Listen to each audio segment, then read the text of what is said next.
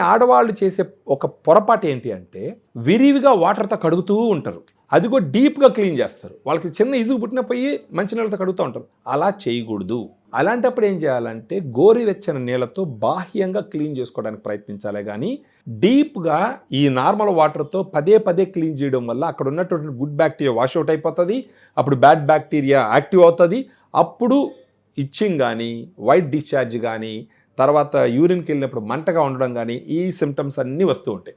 So ఈ రకంగా ఫెమిడిలైట్ రోజుకు ఒక క్యాప్సూల్ నైట్ డిన్నర్ తర్వాత వేసుకొని ఒక 3 months వాడితే కనుక అక్కడ ఉన్నటువంటి గుడ్ బ్యాక్టీరియా కౌంట్ని పెంచి బ్యాడ్ బ్యాక్టీరియాను కంట్రోల్లో పెట్టి వెజైనల్ ఇన్ఫెక్షన్ మళ్ళీ రాకుండా ఉండేదానికి ఉపయోగపడుతుంది. యాంటీబయాటిక్స్, యాంటీఫంగల్స్, వెజైనల్ వాషెస్ వాడినప్పుడు ఏమవుతాయంటే అది గుడ్ బ్యాడ్ అని చూడు, గుడ్ బ్యాక్టీరియా బ్యాడ్ బ్యాక్టీరియా చూడు, అన్ని బ్యాక్టీరియాని చంపుతాయి అవి.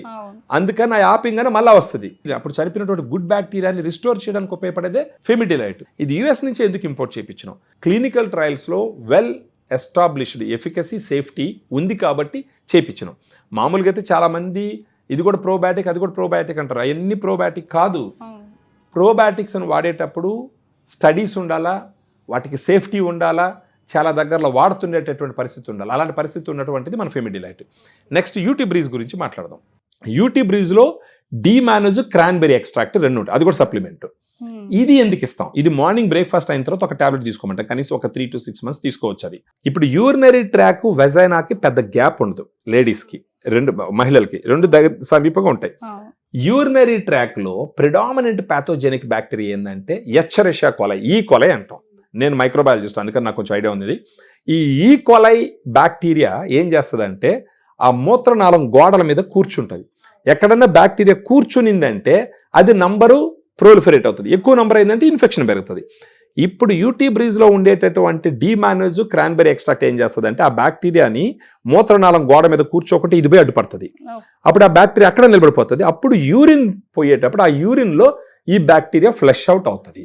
అది కాకుండా ఈ డీమానోజ్, క్రాన్బెరీ ఎక్స్ట్రాక్ట్ ఏం చేస్తుంది అంటే యూరినరీ ట్రాక్ కండరాల స్ట్రెంగ్త్ పెంచడం ద్వారా ఒకవేళ ఈ బ్యాక్టీరియా కూర్చున్నా కానీ బ్యాక్టీరియాను తట్టుకునే శక్తిని ఇవ్వడం జరుగుతుంది. ఆ రకంగా ఏం చేస్తుంది అంటే యూటీ బ్రీజు యూరినరీ ట్రాక్లో ఉండే బ్యాడ్ బ్యాక్టీరియాని ఫ్లష్ అవుట్ చేస్తుంది. ఫెమిడిలైట్ వెజైనాలో ఉండే గుడ్ బ్యాక్టీరియాని పెంచుతుంది. ఈ 2 పనులు చేయడం వల్ల సైనర్జిస్టిక్గా ఈ ఫెమిడిలైట్, యూటీ బ్రీజు కనీసం ఒక 3 to 6 months వాడుకుంటే సూపర్గా పనిచేసి మళ్ళీ వెజైనల్ ఇన్ఫెక్షన్ రాకుండా వాళ్ళ పనులు వాళ్ళు చేసుకునే దానికి అవకాశాలు చాలా స్ట్రాంగ్గా ఉంటాయి. సో విన్నారు కదండి, ఫెమిడిలైట్, యూటీ బ్రీజ్ అనేది వజనల్ ఇన్ఫెక్షన్స్ కోసం ఏ విధంగా ఉపయోగపడుతుందో. సో మీకు ఈ ప్రోడక్ట్ అనేది కావాలనుకుంటే ఈ కింద ఉన్న నెంబర్కి కాల్ చేసి ఆర్డర్ పెట్టుకోవచ్చు.